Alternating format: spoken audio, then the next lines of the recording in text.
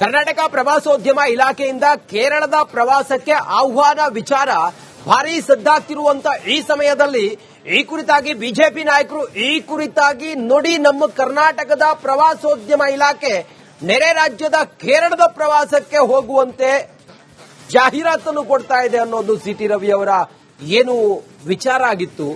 ಈ ಸಂಬಂಧ ಈಗ ನಾವು ಇದರ ಹಿಂದಿನ ಉದ್ದೇಶ ಏನು ಅನ್ನೋದರ ಬಗ್ಗೆ ಮಾಹಿತಿಯನ್ನ ಪಡ್ಕೊಳ್ತೀನಿ ಅನ್ನೋದನ್ನ ಹೇಳಿದ್ದಾರೆ. ಆ ಮೂಲಕ ಇದು ಸರ್ಕಾರದ ಮಟ್ಟದಲ್ಲಿ ಏನೀಗ ಪ್ರವಾಸೋದ್ಯಮ ಇಲಾಖೆಯ ಅಧಿಕಾರಿಗಳು ಈ ರೀತಿ ಒಂದು ಜಾಹೀರಾತನ್ನ ಏನು ಕೊಟ್ಟಿದ್ದಾರೆ, ಇದರ ಸಂಬಂಧ ಪ್ರತಿಕ್ರಿಯೆಯನ್ನ ಕೊಟ್ಟಿದ್ದಾರೆ. ಎಚ್.ಕೆ. ಪಾಟೀಲ್ ಭಾರಿ ಆಕ್ರೋಶಕ್ಕೆ ಕಾರಣವಾಗಿದೆ. ಕೇರಳದ ಪ್ರವಾಸಕ್ಕೆ ನಮ್ಮ ಪ್ರವಾಸೋದ್ಯಮ ಇಲಾಖೆ ಜಾಹೀರಾತನ್ನು ಕೊಟ್ಟಿರುವಂತ ವಿಚಾರ ವಯನಾಡು ಕರ್ನಾಟಕಕ್ಕೆ ಸೇರಿತೋ ಅಥವಾ ಕೆಎಸ್ಟಿಡಿಸಿಗೆ ಸೇರಿತೋ, ಪಕ್ಷದ ಅಧಿನಾಯಕಿ ಪ್ರಿಯಾಂಕಾ ಗಾಂಧಿಯನ್ನ ಮೆಚ್ಚಿಸೋದಕ್ಕೆ ಈ ಲೆವೆಲ್ಗೆಲ್ಲ ಇಳಿತಾರೆ ಅನ್ನೋದು ಬಿಜೆಪಿಯವರ ಆರೋಪ ಆಗಿತ್ತು. ಎಕ್ಸ್ ಖಾತೆಯಲ್ಲಿ ಸಿಟಿ ರವಿ ಈ ಕುರಿತಾಗಿ ಆಕ್ರೋಶವನ್ನ ಹೊರಹಾಕಿದ್ರು. ಕರ್ನಾಟಕದ ಪ್ರವಾಸೋದ್ಯಮ ಇಲಾಖೆಯಿಂದ ಕೇರಳದ ಪ್ರವಾಸಕ್ಕೆ ಆಹ್ವಾನವನ್ನು ಕೊಟ್ಟಿರೋದು ಅಥವಾ ಜಾಹೀರಾತನ್ನ ಕೊಟ್ಟಿರೋದು ಇದು ಈಗ ಭಾರಿ ಆಕ್ರೋಶಕ್ಕೆ ಕಾರಣ ಆಗ್ತಾ ಇದೆ. ಭಾರಿ ಆಕ್ರೋಶಕ್ಕೆ ಕಾರಣವಾಗ್ತಾ ಇದೆ.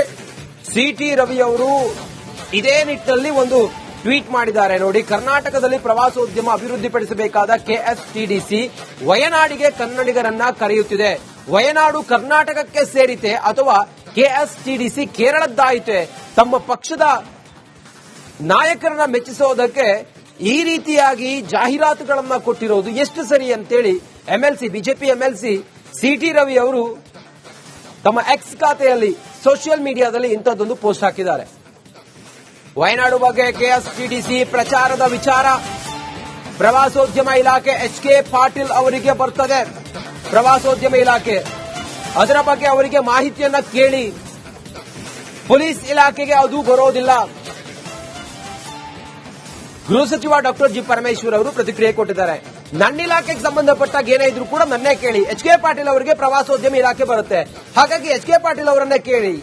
ಕೇರಳದ ಪ್ರವಾಸಕ್ಕೆ ಬನ್ನಿ ಅಂತೇಳಿ ಏನೀಗ ನೀವು ಸೋಷಿಯಲ್ ಮೀಡಿಯಾದಲ್ಲಿ ಒಂದು ಪ್ರಚಾರದ ಪೋಸ್ಟರ್ ಅನ್ನ ಹರಿಬಿಟ್ರಲ್ಲ, ಈ ಸಂಬಂಧ ಆಯಾ ಇಲಾಖೆಯ ಅಧಿಕಾರಿಗಳು ಏನ್ ಮಾಡಿದ್ರು, ಯಾಕಾಗಿ ಮಾಡಿದ್ರು ಅನ್ನೋದನ್ನ ಆಯಾ ಇಲಾಖೆಯ ಸಚಿವರನ್ನ ಕೇಳಿ. ಪೊಲೀಸ್ ಇಲಾಖೆ ನನಗೆ ಬರುತ್ತೆ, ನಂದೇನಾದ್ರೂ ಇಲಾಖೆಗೆ ಸಂಬಂಧಪಟ್ಟಿದ್ರೆ ನನ್ನನ್ನು ಕೇಳಿ ಅಂತ ಹೇಳಿ ಹೋಮ್ ಮಿನಿಸ್ಟರ್ ಪರಮೇಶ್ವರ್ ಹೇಳಿದ್ದಾರೆ.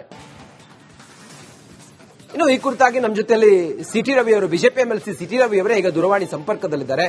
ಸರ್ ನಮಸ್ಕಾರ. ಸರ್ ನಮಸ್ತೆ.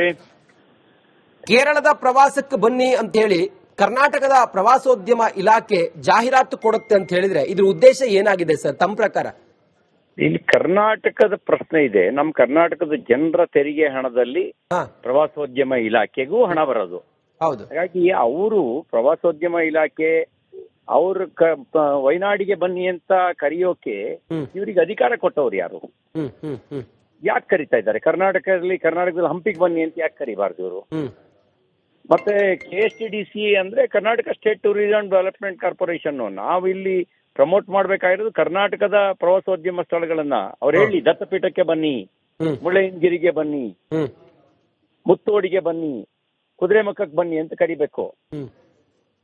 ಆದ್ರೆ ಅವ್ರು ಕರಿತಿರೋದು ಎಲ್ಲ ಬಿಟ್ಟು ವಯನಾಡಿಗೆ ಬನ್ನಿ ಅಂದ್ರೆ ವಯನಾಡನ್ನ ಕರ್ನಾಟಕಕ್ಕೆ ಸೇರಿಸ್ಕೊಳ್ಳಿ.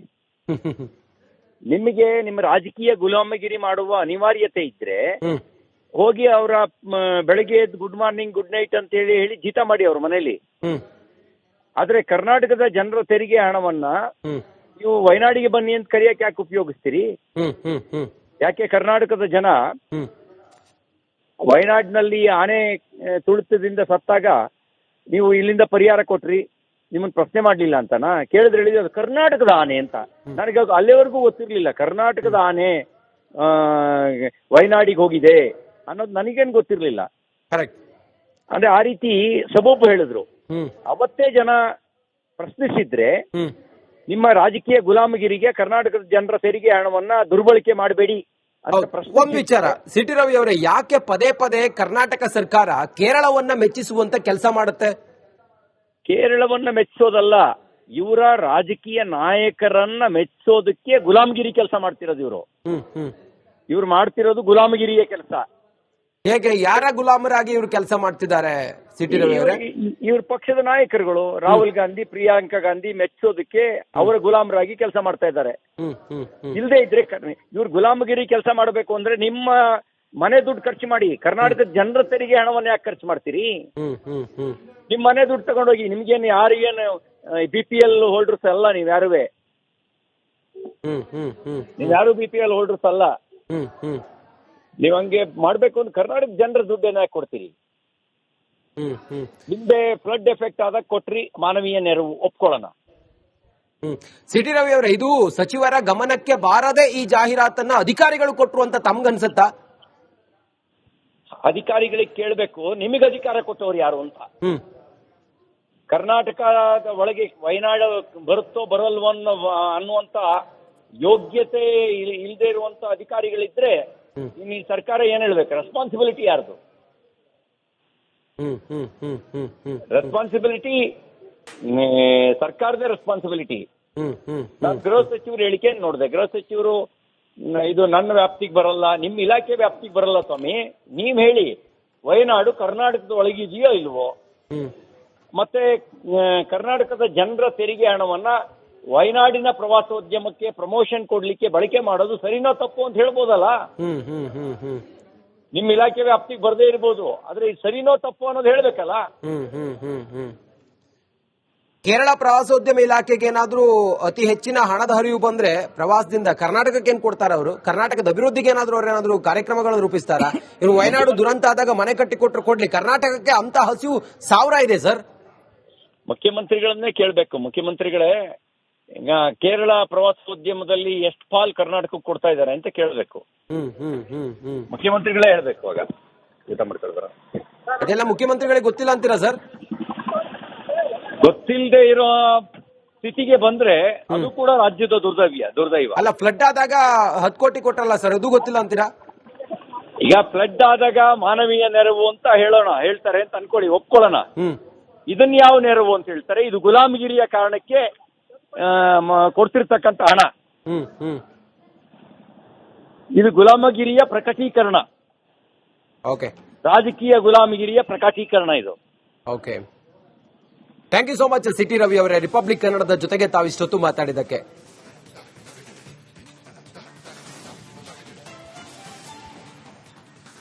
ಕೇರಳದ ಪ್ರವಾಸೋದ್ಯಮವನ್ನ ಇಂಪ್ರೂವ್ ಮಾಡೋದಕ್ಕೆ ಕರ್ನಾಟಕ ಸರ್ಕಾರ ಹಿತಾಸಕ್ತಿಯನ್ನ ತೋರಿಸ್ತಾ ಇರೋದು, ಇದು ಗುಲಾಮೀಕರಣ ಅನ್ನೋದು ಸಿಟಿ ರವಿ ಅವರ ಮಾತಾಗಿದೆ. ಹೀಗಾಗಿ ಅವರು ಸೋಷಿಯಲ್ ಮೀಡಿಯಾದಲ್ಲಿ ತಮ್ಮ ಎಕ್ಸ್ ಖಾತೆಯಲ್ಲಿ ಇಂಥದ್ದೊಂದು ಟ್ವೀಟ್ ಮಾಡೋ ಮೂಲಕ ಯಾಕೆ ಸರ್ಕಾರ ಕರ್ನಾಟಕದ ಪ್ರವಾಸೋದ್ಯಮ ಇಲಾಖೆಯನ್ನ ಜಾಹೀರಾತು ಕೊಟ್ಟು 10 ಜನರನ್ನ ಬೇರೆ ರಾಜ್ಯಗಳಿಂದ ಕರೆಯೋದು ಬಿಟ್ಟು ಬೇರೆ ರಾಜ್ಯಕ್ಕೆ ಹೋಗಿ ಅಂತೇಳಿ ನಮ್ಮಲ್ಲಿ ಆಗದೆ ಪ್ರವಾಸೋದ್ಯಮ ಇಲ್ವಾ? ಪ್ರವಾಸೋದ್ಯಮ ಅಭಿವೃದ್ಧಿ ಆಗೋದು ಬೇಡವಾ? ಬೇರೆ ರಾಜ್ಯದಿಂದ ನಮ್ಮ ರಾಜ್ಯಕ್ಕೆ ಬರೋದು ಬೇಡವಾ? ಇದ್ರ ಉದ್ದೇಶ ಏನು ಅನ್ನೋದು ನಮ್ಮ ಪ್ರಶ್ನೆ ಕೂಡ ಹೌದು.